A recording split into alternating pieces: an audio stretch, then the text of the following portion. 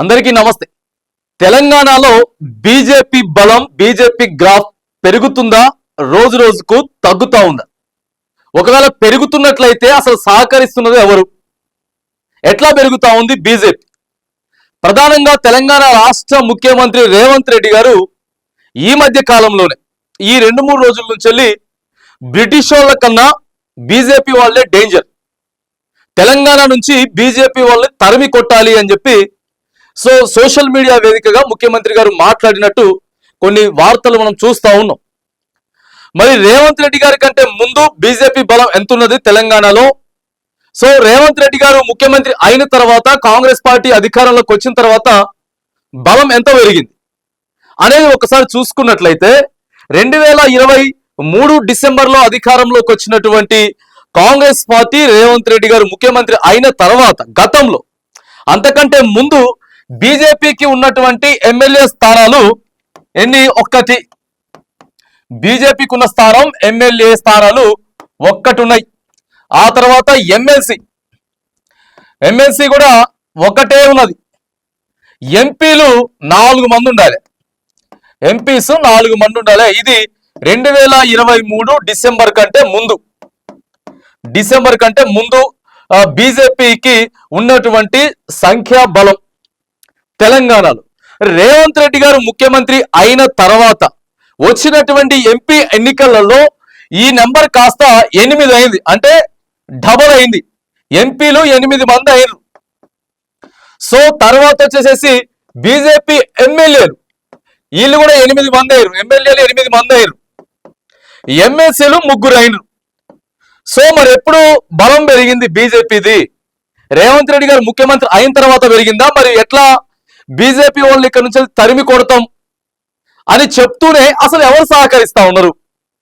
బీజేపీకి ఇంత బలం, దాదాపుగా అధికార పార్టీకి, కాంగ్రెస్ పార్టీకి 8 ఎంపీ స్థానాలుంటే 8 ఎంపీ స్థానాలు ధీటుగా బీజేపీ పార్టీకి ఉన్నది అనంటే చాప కింద నీరులా బీజేపీ పార్టీ తెలంగాణలో ఏ రేంజ్ లో విస్తరిస్తా ఉందో క్లియర్ గా ఇక్కడ అర్థమైతేనే ఉంది.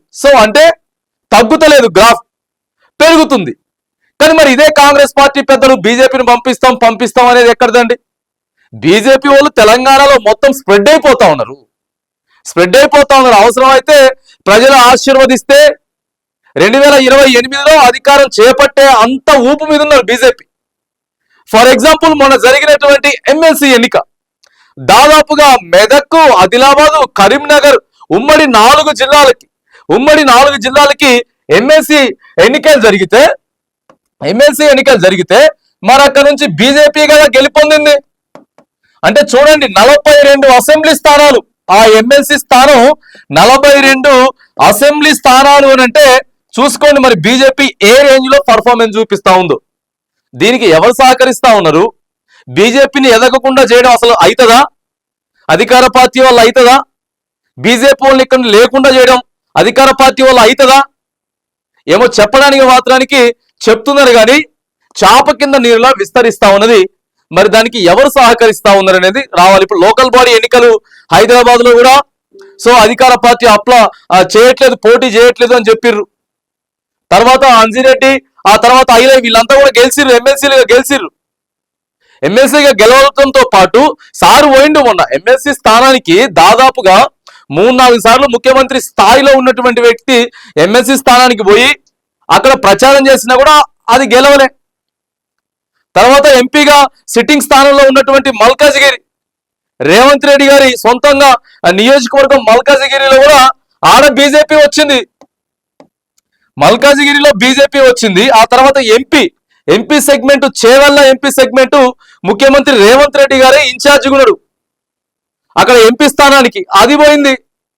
అంటే సిట్టింగ్ స్థానం, ఆ తర్వాత సిట్టింగ్ స్థానంలో ఉన్నటువంటి మల్కాజిగిరి, ఆ తర్వాత ఎమ్మెల్సీ ఉమ్మడి కరీంనగర్ ఎమ్మెల్సీ, తర్వాత చేవెళ్ళ ఇన్ఛార్జిగా ఉన్నారు అక్కడ. ఇట్లా బీజేపీ గ్రాఫ్ తెలంగాణలో రేవంత్ రెడ్డి గారి ప్రభుత్వం వచ్చిన తర్వాతనే పెరుగుతా ఉంది. ఒక ఎమ్మెల్యే రాజాసింగ్ గారు మాత్రమే ఉండేది. ఎంపీలు 4 మంది ఉండేటోళ్ళు, ఎమ్మెల్సీ ఒకళ్ళు ఉండేవాళ్ళు. ఏ రేంజ్ లో మరి బీజేపీ అధికారంలోకి పెరుగుతా ఉన్నది? మరి రేవంత్ రెడ్డి సార్ ఏమో అదే చూస్తా ఉన్నాం మనం, అదే చర్చ జరుగుతా ఉంది. రేవంత్ రెడ్డి గారు బీజేపీ పార్టీని బీజేపీ వాళ్ళని లేకుండా చేస్తా అని చెప్తున్నాడు.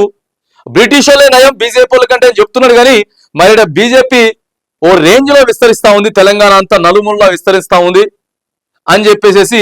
సో ఇదంతా కూడా చర్చ జరుగుతా ఉంది. మరి ఎవరు సహకరిస్తా ఉన్నారు?